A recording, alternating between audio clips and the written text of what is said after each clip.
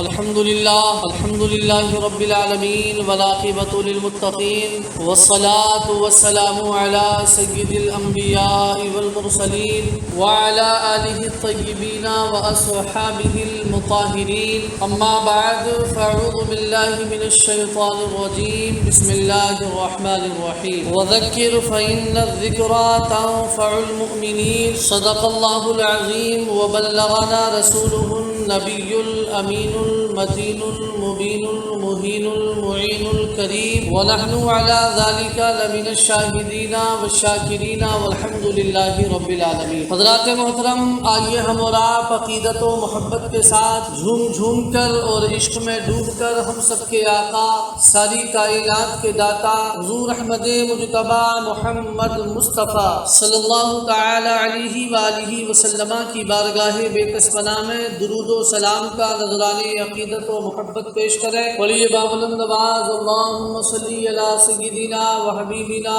و کریمنا و شفیعنا و مولانا محمد وبارک وسلم۔ صلو علیہ صلاۃ و سلام علیک یا رسول اللہ یا حبیب اللہ صلی اللہ علیہ وسلم۔ برادران ملت اسلامیہ، اولا تو ان حضرات کے اسماء مقدسہ سماعت فرمائیں کہ جنہوں نے قبرستان کی زمین کے لیے تعاون کیا۔ جیسے کہ سبھی حضرات کو معلوم ہے کہ قبرستان اور عیدگاہ کے لیے زمین خریدی جا رہی ہے، تو لہذا تقریباً اب تک 2,09,000 روپے الحمدللہ بستی سے اکٹھے ہو چکے ہیں۔ جو لوگ پہلے دے چکے ہیں ان کے تو اسماء آپ سبھی لوگ سماعت فرما چکے ہیں۔ اب اس ہفتے جن حضرات نے تعاون کیا اس میں علی جناب ڈاکٹر مرغوب صاحب، انہوں نے 7,000 روپے ماشاءاللہ قبرستان کی زمین کے لیے پیش کیے، اور ان کے والد محترم علی جناب مقصود بھائی جنہوں نے 12,000 روپے قبرستان کی زمین کے لیے پیش کیے، اور علی جناب سید خوشنود میاں صاحب انہوں نے 16,000 روپے قبرستان کی زمین کے لیے پیش کیے ہیں۔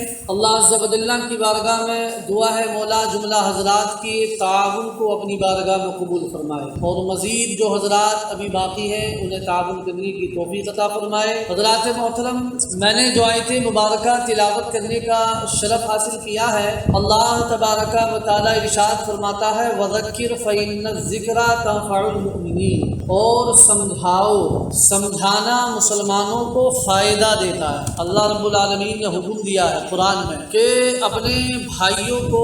نصیحت کرو، اگر وہ کوئی غلطی کرتے ہوئے نظر آئیں، کسی گناہ میں وہ ملوث نظر آئیں، یا کوئی ویسی کوتاہی کرتے نظر آئیں، تو قرآن میں اللہ فرما رہا ہے کہ ان کو سمجھاؤ، کہ سمجھانا مسلمانوں کو فائدہ دیتا ہے، نفع دیتا ہے۔ وَذَكِّرْ فَإِنَّ الذِّكْرَىٰ تَنفَعُ الْمُؤْمِنِينَ، سمجھاؤ یہاں ذکر بمعنی سمجھانے کے ہے، سمجھاؤ کہ سمجھانا مسلمانوں کو فائدہ دیتا ہے۔ برادران ملت اسلامیہ، اب اگر دیکھا جائے تو سمجھانے والا بھی غلطی پر ہے اور سمجھنے والا بھی غلطی پر ہے، کیونکہ بعض لوگ سمجھاتے ہیں تو پھر ان کا لہجہ اتنا سخت ہوتا ہے، ان کے لہجے میں اتنی سختی ہوتی ہے کہ بجائے نصیحت قبول کرنے کے اور وہ گناہ پر دلیر ہو جاتا ہے۔ سمجھانے کا مقصد یہ نہیں ہے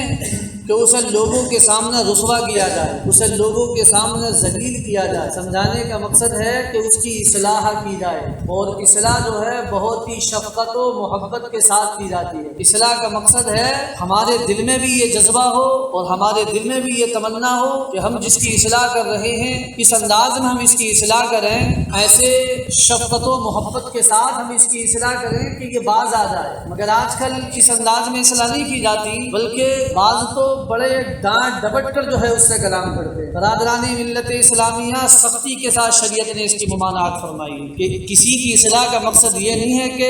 اسے ڈانٹا جائے، ڈپٹا جائے اور سخت لہجے میں اس سے کلام کیا جائے، یا لوگوں کے درمیان اسے رسوا اور ذلیل کیا جائے۔ ہرگز شریعت اس کی اجازت نہیں دیتی۔ اور یہ بھی ہے، اب ایسا بھی نہیں ہو کہ آپ جو ہے سمجھانا ہی چھوڑ دیں، بالکل سمجھانا یہ اللہ نے حکم بھی دیا ہے، اور میرے آقا تاجدار کونو مکان صلی اللہ علیہ وآلہ وسلم نے اس کی ترغیب بھی دی ہے۔ اسی کو قرآن نے دوسرے مقام پر کہا امر بالمعروف اور نہی عن المنکر۔ امر بالمعروف کا مقصد یہی ہے یأمرون بالمعروف وینہون عن المنکر، قرآن کی آیت کہ تم نیکی کی دعوت دو، بھلائی کی دعوت دو، اچھائی کی دعوت دو اور برائی سے روکو۔ اور یہاں رب کعبہ نے فرمایا کہ سمجھاؤ کہ سمجھانا مسلمانوں کو نفع دیتا ہے، فائدہ دیتا ہے، ایسا نہیں۔ اگر آپ شفقت و محبت کے ساتھ سمجھائیں گے تو اسے فائدہ نہ ہو، یقیناً اس کو فائدہ ہوگا۔ اگر ہم کسی کی اصلاح کریں اور شفقت و محبت کے ساتھ اگر ہم اس کو سمجھائیں، اگر وہ کسی غلطی پر ہے، کوئی کوتاہی اس کے اندر ہمیں نظر آ رہی ہے یا جو ہے وہ گناہوں میں ملوث ہے،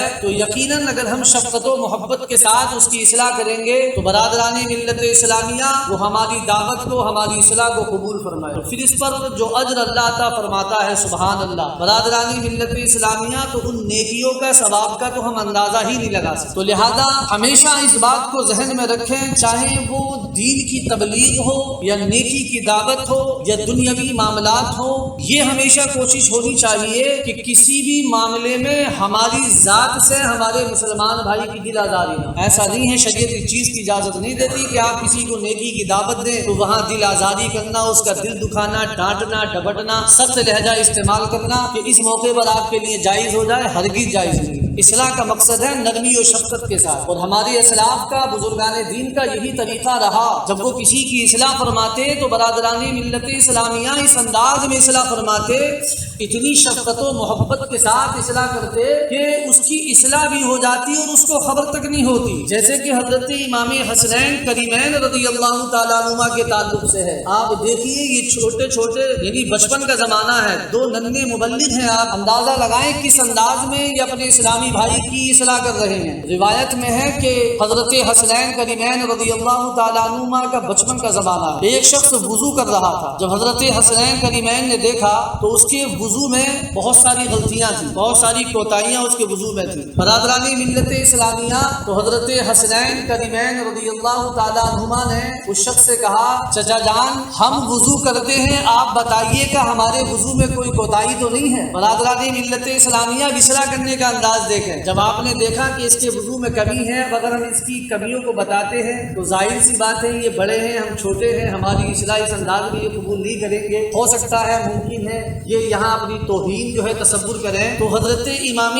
حسن اور امام حسین رضی اللہ تعالی عنہما نے کہا کہ آپ ہمارے وضو کو ملاحظہ فرمائیں، دیکھیں اور آپ بتائیے گا کہ ہمارے وضو میں کوئی کمی تو نہیں ہے، کوئی کمی ہو تو اس کو بتا دینا۔ برادران ملت اسلامیہ جب حضرت حسنین کریمین نے وضو کیا تو دیکھنے والا سمجھ گیا کہ کمی ان کے وضو میں نہیں ہے، کمی میرے وضو میں۔ کیا انداز تھا، کتنا شفقت بھرا اور محبت بھرا انداز تھا اصلاح کرنے۔ آج ہمارے اللہ اکبر اسلامی بھائی ایسے سخت لہجے استعمال کرتے ہیں برادران ملت اسلامیہ کہ اصلاح ہونی تو دور کی بات ہے، بلکہ وہ گناہ پر دلیر ہو جاتا ہے، بلکہ بعض اوقات تو وہ نیکیوں سے دور ہو جاتا ہے۔ وہ ایک نیک کام کر رہا ہوتا ہے اور اس پر جب ہم برستے ہیں تو پھر جو ہے وہ نیکی ہی سے دور ہو جاتا ہے، گویا کہ ہم نے اس کی اصلاح نہیں کی، بلکہ ہم نے جو وہ نیک کام کر رہا تھا اس سے اس کو ہٹا اور وبال ہمارے اوپر پڑے۔ حضرت امام شافعی رحمۃ اللہ علیہ کا دیکھیں انداز، سبحان اللہ۔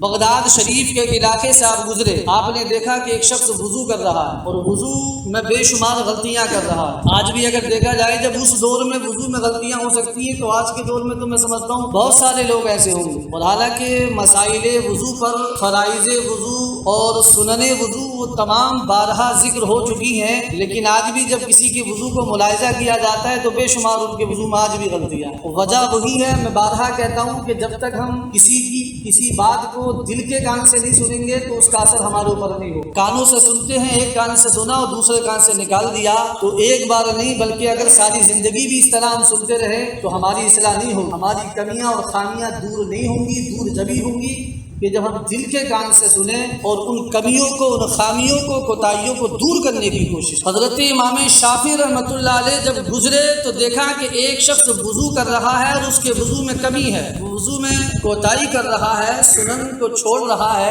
بہت ہی شفقت بھرے انداز میں، محبت بھرے انداز میں حضرت امام شافعی رحمۃ اللہ علیہ نے اس شخص سے کہا کہ آپ پر اللہ احسان کرے۔ اولن تو دعا آپ نے دی، آپ پر اللہ احسان فرمائے، اللہ آپ پر کرم فرمائے۔ دعا دینے کے بعد یعنی شفقت بھرا انداز، محبت بھرا انداز، دعا دینے کے بعد آپ نے کہا کہ وضو میں فلاں جگہ آپ کمی کر رہے تھے، برادران ملت اسلامیہ، جب اتنے محبت بھرے انداز میں حضرت امام شافعی رحمۃ اللہ علیہ نے اس کی اصلاح کی، تو اس شخص نے جب دیکھا کہ ایک بزرگ میری اصلاح کر رہے ہیں اور شفقت بھرا انداز دیکھا، تو اس کے دل میں چاہت پیدا ہوئی، مزید طلب پیدا ہوئی کہ مجھے اور نصیحت کرے۔ تو اس شخص نے حضرت امام شافعی رحمۃ اللہ علیہ یہ کہہ کر آگے بڑھ گئے تو یہ شخص وضو کرنے کے بعد دوڑا امام شافعی رحمۃ اللہ علیہ کے پیچھے پھر بھاگا اور عرض کی، حضور مجھے اور نصیحت کیجئے، میرا دل چاہتا ہے، میرے اندر یہ طلب اور پیدا ہوئی ہے کہ آپ اور مجھے نصیحت فرمائیں۔ برادران ملت اسلامیہ، تب حضرت امام شافعی رحمۃ اللہ علیہ نے مزید